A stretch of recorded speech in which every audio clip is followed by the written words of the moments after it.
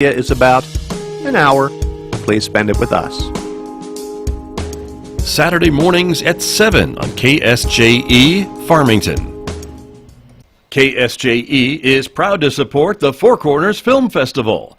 3 days of independent films and career-centered workshops, September 15th, 16th, and 17th. This year, the festival is being held both virtually and in person at the Farmington Civic Center. Interactive workshops, webinars, and discussion panels, plus independent films representing a diverse range of filmmaking voices. Find out more online at filmfourcorners.com. KSJE is supported by San Juan Regional Medical Center, here to meet your urgent and emergent medical needs, whether they are COVID-19 related or not. Medical emergencies happen when you least expect them, whether it's a stroke, heart attack, illness, or injury. San Juan Regional Medical Center's caregivers are here to provide care to you and your loved ones. Find out more online at sanjuanregional.com.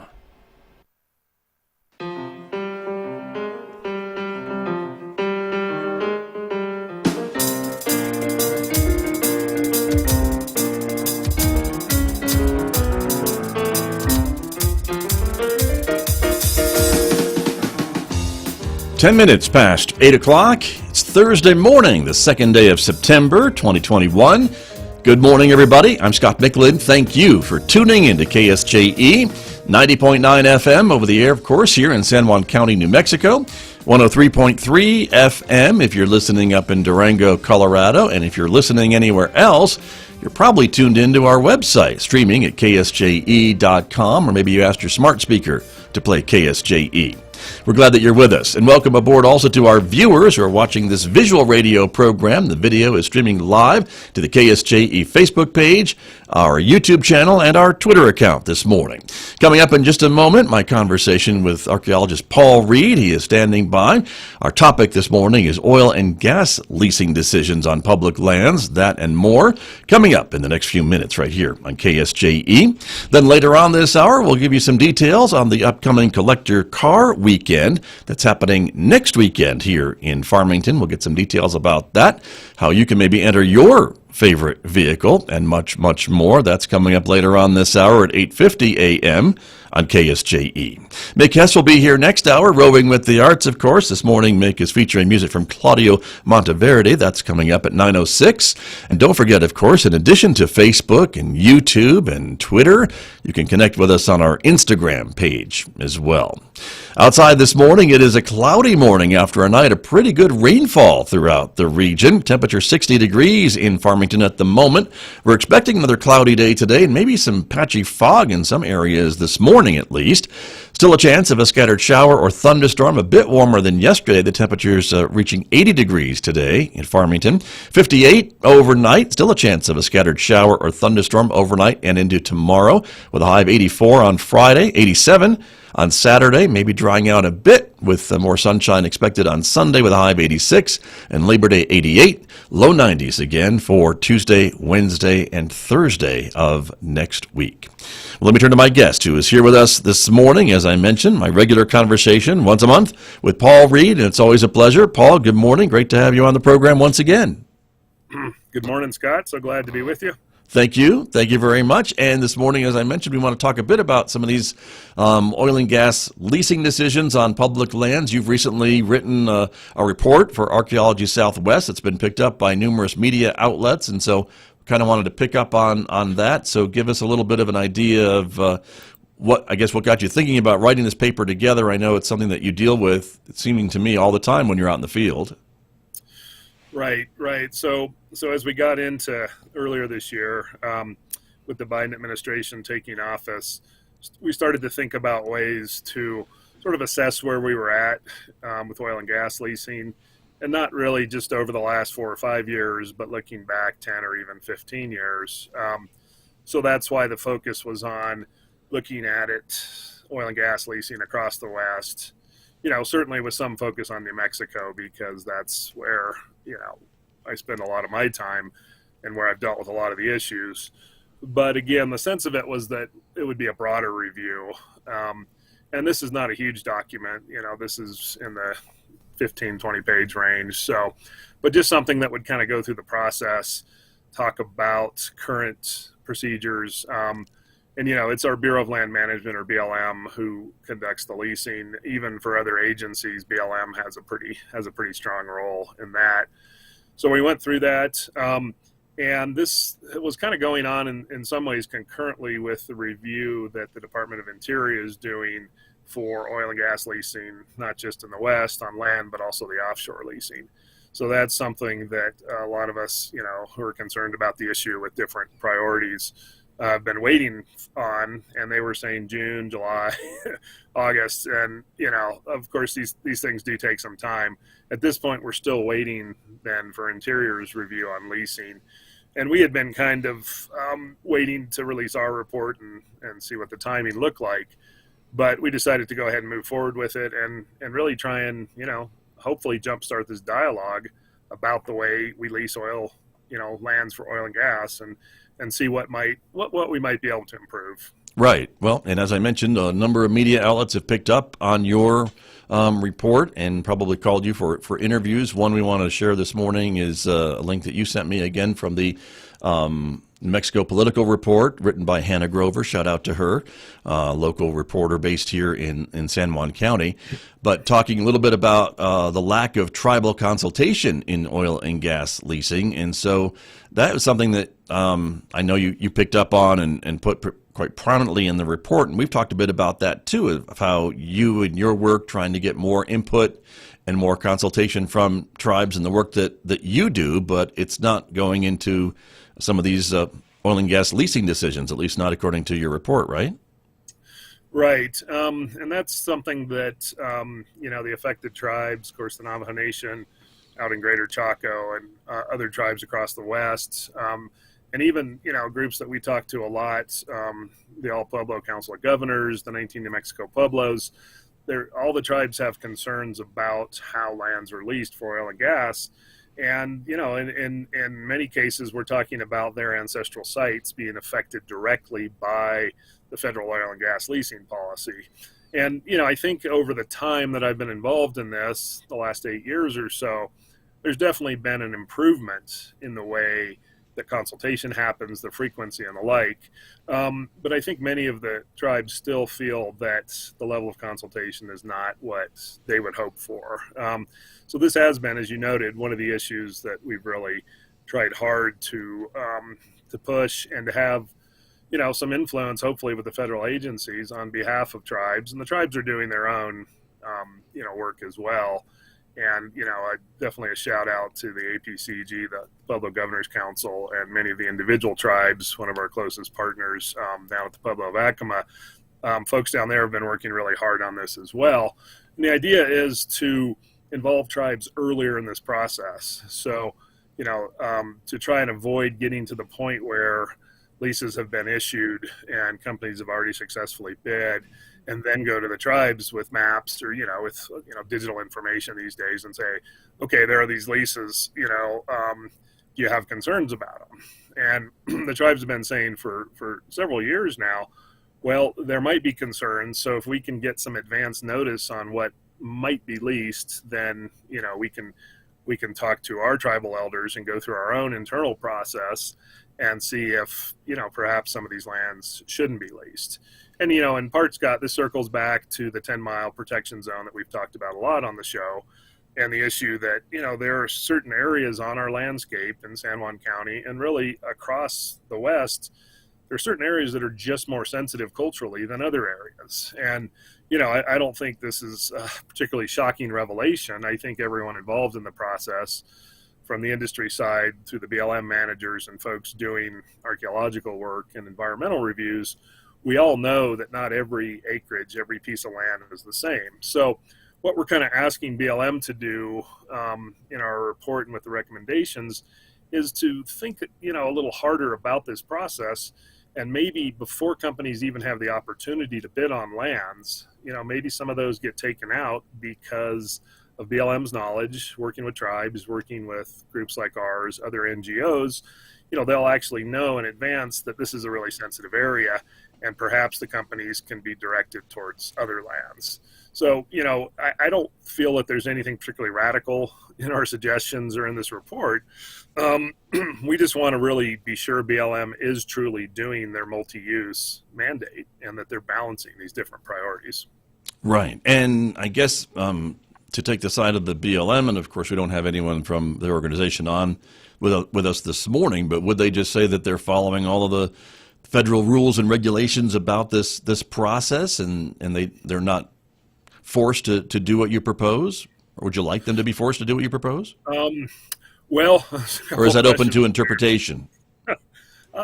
There's always interpretation, Scott, right? So I think that BLM would say, certainly, an industry, if they were asked that, BLM is following the regulations, there is a certain fuzziness, of course, as we realize in most of our implementing regulations for the different laws the federal agencies have to comply with. So it's honestly in this fuzziness or gray area that we're talking about. And, one of the main laws we're talking about is the National Historic Preservation Act of 1966 with some amendments, and then the implementing regulations, which BLM, put in place back in the early 70s, and other, in the Park Service as well, which is described, from the regulations as the Section 106 process. Now, through that process, all federal agencies managing pieces of federal land, and the tribes as well, have this responsibility. They're supposed to identify and evaluate all the cultural resources that are in a given area that's proposed for disturbing activities, that would impact potentially significant cultural and archaeological resources. So what we're saying essentially is, because tribes haven't had the opportunity to look at some of these lands and to have their concerns met, that BLM actually isn't in full compliance with the Section 106 process here. And if they do ask tribes about different leasing areas, that they would probably get some input that would lead to perhaps BLM saying, okay, this specific tribe is concerned about this acreage, so we're going to take that out of the leasing pool. So that's the basic issue for us. And I think BLM would tell you they go through the Section 106 process, they're in full compliance, but they're also following procedures that are long established at this point, something like 40 years, depending upon, which area we're specifically speaking about. And honestly, over that 40 years, Scott, tribes have not had the role that some of us we feel they should be involved in, and which the legislation says they should be involved in as well. So the idea is to change this and to have tribal input earlier in this process, so that companies for on their side of the coin haven't already committed to a particular acreage. Maybe they haven't already staked out well paths, potential pipeline routes, access roads, and then the tribes come out and say, well, we've got concerns with the resources here, because that then costs industry money as they have to reset and move those their well pads and their infrastructure around. So our point is, everyone would benefit if we could get the tribes involved at the leasing level, and if we could have BLM just take a little more active role. Because the way it works now, companies basically nominate parcels that they would like to have in an oil and gas lease, and they're not restricted on that much. So they could even nominate parcels that were in, say, the boundaries of Chaco Canyon, Chaco Culture National Historical Park. They could put a potential lease request into a wilderness area. They could do it into other areas that BLM, and doesn't allow leasing. And then BLM does their review and they exclude those areas. We consider this sort of a wasted effort, if that makes sense, and think that BLM should be a little more proactive and say, these are the areas that, we're opening for nominations, and they should exclude the areas that they know shouldn't be leased, with these different levels of protection, national park, monuments, potentially wilderness areas. And, they have areas called Areas of Critical Environmental Concern, ACECs is the acronym. And, then if there's other sensitive cultural areas, perhaps in Chaco's 10-mile zone, other areas that tribes might have identified, we think those should just be taken out of the leasing pool before industry even has the chance to nominate those parcels. Because again, it just seems like wasted effort if BLM is then going to go through a process of removing those specific parcels. I don't know, that just strikes me as a more efficient way to do it. Yeah, it's making a lot of sense to me too, Paul Reed, which is why I'm a little surprised that we're not doing it that way. But then again, there's a lot of things that make sense that we don't always do. So there's that, and I'll leave that where it lands. But you're right. It seems like it would make a lot more sense to say to the oil and gas industry, here's a list of 10,000 properties or parcels that are available for leasing, as opposed to here's a list of 15,000 parcels, because we've eliminated these 5,000, which are either in these national park boundaries or cultural boundaries, or things where we've said time and time again that are protected and they can never be drilled or disturbed, or things along that line. Am I understanding that correctly? Right, exactly. And with the level of sophistication, with BLM and Farmington having very skilled people working with GIS and map systems, industry, of course, has to have that knowledge. They have those specialists as well. This is not that complicated of a process, is what I'm suggesting. And I think we could then not have to go through the process of, well, there are lease areas that are in areas that are of concern. Because then what happens if we go through that process, and this has happened multiple times over the last decade, a bunch of groups decide that they're going to, get on the wagon and protest a particular lease parcel or a series of them. And that then does cost the BLM time. It puts the whole leasing process not on hold, but it makes it much more complicated for the federal agency, and potentially impacts plans that industry might make if they had reasonably expected to lease a particular piece of land, because they hadn't been told this is not in the leasing pool. So, and I have had discussions with BLM, and I think we should think about a future show. We have, one of the BLM managers in Farmington, if they're willing to come on and just have a discussion, because it's possible that there's angles that I'm not thinking of as we've gone through this, but sure, some of this just does seem to make a little more sense. And of course, there's always an acknowledgement that our world is ever evolving. We're not in a perfect situation here. Right. But I feel, and our partners feel, our tribal partners in particular, feel that a much more proactive approach to this on the part of the government would, probably protect some of these areas, and it wouldn't result in any less lands being leased. It's a question of where the lands are going to be leased. This is something we've talked about a lot on the show, Scott. From our perspective and the groups we work with, it's not about saying we're going to draw a big circle and, no more oil development in this area. It's about trying to get all the stakeholders to the table and to really negotiate areas that are not going to do harm to either people living on the ground or sensitive cultural or historic resources. And again, I don't think that's that overly complicated. But when we haven't been doing this in Farmington and other areas across the West for decades, it does seem like this radical change, I suppose, from one perspective. But again, we've been doing this. We've been talking to industry at various points and trying to really just think of better ways to envision this leasing process. Right. Understood. My guest this morning is local archaeologist Paul Reed. He works with Archaeology Southwest in Salmon Ruins. He has written a report about some of the lack of tribal consultation on the oil and gas leasing when it comes to the Bureau of Land Management, who kind of is in charge. And we have talked to some of the BLM managers in the past about their role in managing those public lands. And I think I recall in your report, Paul Reed, that you talked a lot about that.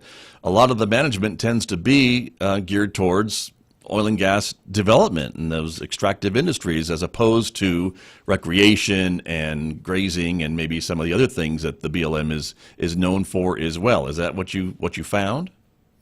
Yeah, from our perspective, and I think from many of our partners and our tribal partners in particular, we feel that there has, the oil and gas has risen to the top for decades now, and has been the main priority pursued by different field offices in the West, and Farmington certainly falls into that category. And again, it's not a question of, this isn't a binary 0 or 1. We're talking about a continuum here. And, we would suggest and really, contend that there has been too much of a tilt towards oil and gas as not just the top priority, but the only priority in certain areas. And we would like to just move the dial over a little on that continuum and have the concerns that different environmental groups bring about, sensitive vegetation, topographic areas and the concerns that tribes have for cultural sites brought into this equation. And on that front, one of the things that, we acknowledge and the tribes acknowledge that BLM has been contending with over the last decade or so is an absence of, recent tribal cultural data. And so we've talked about this on the show as well. In late 2019, the Department of Interior got an appropriation for $1 million to do a integrated tribal ethnographic study. And that money was actually augmented recently. So at this point, there are two efforts underway. Navajo Nation is undertaking its own effort to document sensitive cultural resources, not just in the 10-mile zone around Chaco. That's a starting point, but really across the Farmington field office area, several million acres. And then the Pueblo groups have put together the Chaco Historic Tribal Association, which is for New Mexico Pueblos and the Hopi tribe working together to identify areas of sensitivity to those tribes and to do, field survey, to get out on the land and identify resources. And this is something I touch on in the report and, I've talked about in other reports and other discussions. Archaeologists like myself are not trained to see tribal cultural resources in a lot of cases. While there is great overlap between the physical remains of archaeology on the landscape, when I've gone out with different tribal members, it's clear to me that they're mapping on to a different landscape approach. They're seeing things that we don't see. And, when projects proceed without tribal participation, I have no doubt that there are sensitive resources that are disappearing, in these construction projects and in the oil and gas development specifically, that we didn't even know were out there, but which are impacts to the tribes. So, so this study, these two studies, these quite large studies that are being undertaken are going to greatly augment the information that BLM and other managers have when they start making decisions about which areas should be leased. So, we're very encouraged by that. And that process is unfolding. Of course, COVID has disturbed so many things that different groups are trying to do. But I think the tribes are anticipating wrapping that up next fall into early winter and having a document that can be shared with the agencies, and the public and the portions of the report that are not sensitive. And that should really improve management, with the tribes being able to say, here are the areas where we have specific concerns. Right. You started our conversation this morning, Paul Reed, saying that it was the Biden administration coming into office that maybe got you thinking about this report and writing about this. But it sounds to me that some of the concerns that you have kind of go back through all types of different presidential administrations, for whatever party is in power. We've been dealing with this for a number of years. You've mentioned decades, really. And so would that be accurate, that it really hasn't mattered who has the majority in the federal government, that this is just the way that it's been done over the last few decades? Exactly. That's a very accurate statement, Scott. For the last 40 years, and certainly with some evolution over that time, these basic procedures have been in place. And in the last 10, say, through, President Obama's administration, Trump, and now Biden, there hasn't been, a great change in the way this has been done. And I think during that time, our tribal partners have been saying we need to have a greater role in consulting, on these projects and how they get planned. So, and the money was appropriated, and as I mentioned, in late 2019. So, and that part of the solution, what we hope is going to be a solution, came on a couple of years ago, which is fortunate because these processes take time to unfold. So again, at this point, I'm pretty optimistic that those studies will produce the kind of information that lead to a better approach to leasing, and honestly one that's just more consistent as well on both sides, from the industry standpoint and from the side of those of us who want to emphasize protection maybe over just the straight development. I think it really will end up being a better process overall with just more consistency. Right. Well, again, it makes a lot of sense. So you would think that it would go through and everybody would sign off on it, but we don't live in that world, so we'll see what happens. But my fingers are crossed. There is new leadership at the Department of Interior, which is I know it's significant. I was going to say I think it's significant, but I know it's significant because there's a Native American woman in charge of the Department of Interior. And so, are you hopeful that maybe Secretary Haaland may push some of these things through, or at least have an open ear to some of your concerns? Yes, yeah. I think with what's already happened, the Secretary has already demonstrated her commitment to changing our approach to the way we do oil and gas leasing. Of course, there's been a lot of pushback and some legal action in terms of the Biden administration's leasing pause, and then with a court decision for them to go ahead and continue to lease.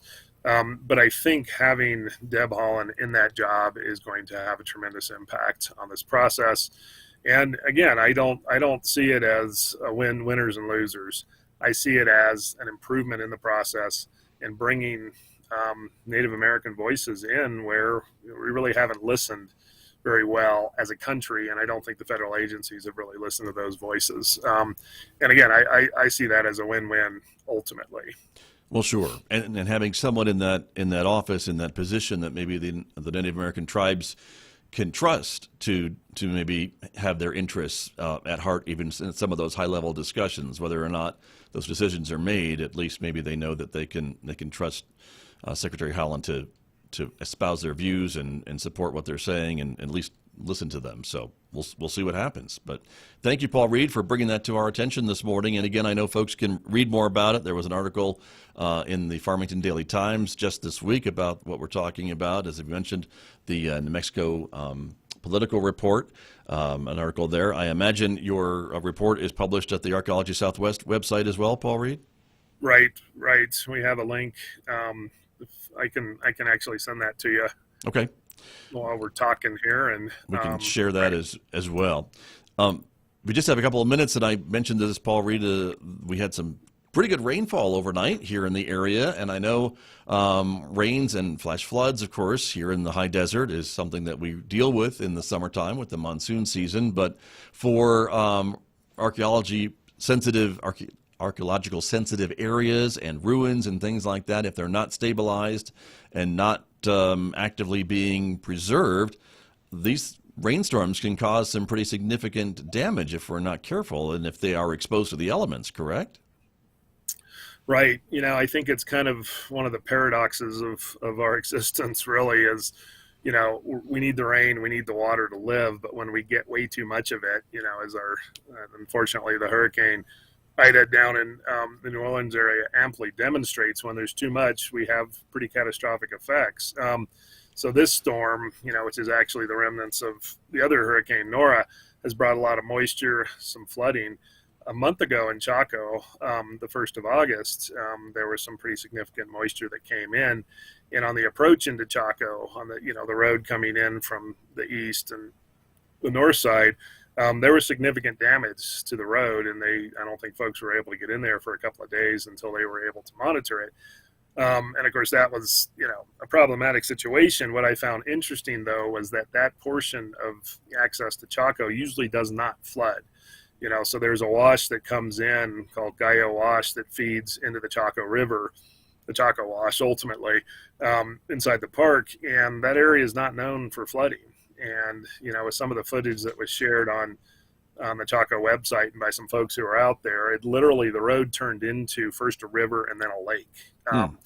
And they had to do significant work, with heavy equipment to get it to drain. So, it seems like these events are becoming, more frequent. And, as the climate continues to change and evolve, we're going to have more severe weather events like this. And this is something we really have to think about. As we think about the past, of course, folks had to deal with rain in the same way, and they didn't have, quite the level of effort put into some of the flood control devices that we have today, of course. So when you get too much water at the wrong time, it's a huge problem. If you can collect the water, then that helps. And with Chaco specifically, we know that, fairly early in Chaco's occupation in the 600s and 700s, they built a dam on the east side of Chaco and impounded a large quantity of water in what we would call, a large pond or a small lake. Right. So this whole notion of water management is certainly very important, as we look at the way Chaco developed in other areas in the past. And today, we're still clearly dealing with this. Exactly. Well, and too, anyone who's been to Chaco or even Aztec or Salmon can see some of the stabilization work that's at the top of some of those exposed walls and things like that to make sure that the water can't get down inside of some of those fragile walls to cause damage and things along that line. That's part of what we talk about when we talk about stabilizing some of these sites, especially for visitors, correct? Right, exactly. And, once the roofs come off, let's say a site's used, people leave, it's depopulated, the roof comes off, and then, the real active part of the destruction, the erosion occurs because the elements are hitting those walls. You're getting freeze thaw, in the fall and in the spring. And that's when sites really begin to deteriorate. So as you noted, stabilizing, preserving sites is something that is a constant job for places where we have large standing architecture. And in different places, the Park Service and other agencies have come up with different solutions. Up at Lowry in Southwest Colorado, they've actually built a roof structure over a portion of the site in order to protect it.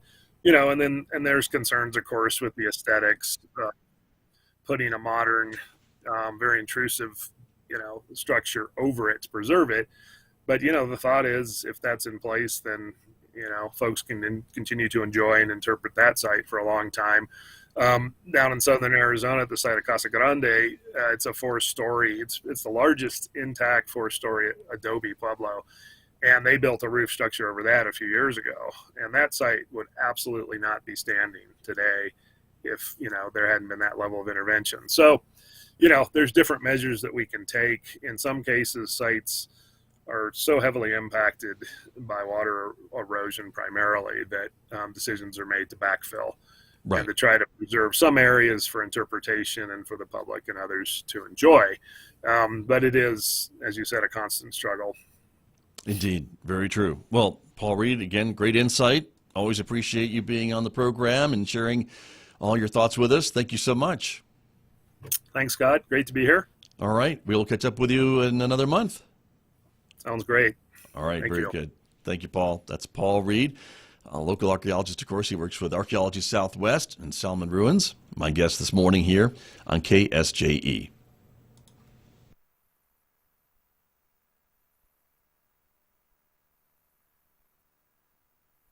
KSJE is proud to support the Four Corners Film Festival. 3 days of independent films and career-centered workshops, September 15th, 16th, and 17th. This year, the festival is being held both virtually and in person at the Farmington Civic Center. Interactive workshops, webinars, and discussion panels, plus independent films representing a diverse range of filmmaking voices. Find out more online at filmfourcorners.com. The 32nd annual Tota Festival is back this Labor Day weekend. Immerse yourself in the culture and beauty only found in the Four Corners this September 4th and 5th in Farmington.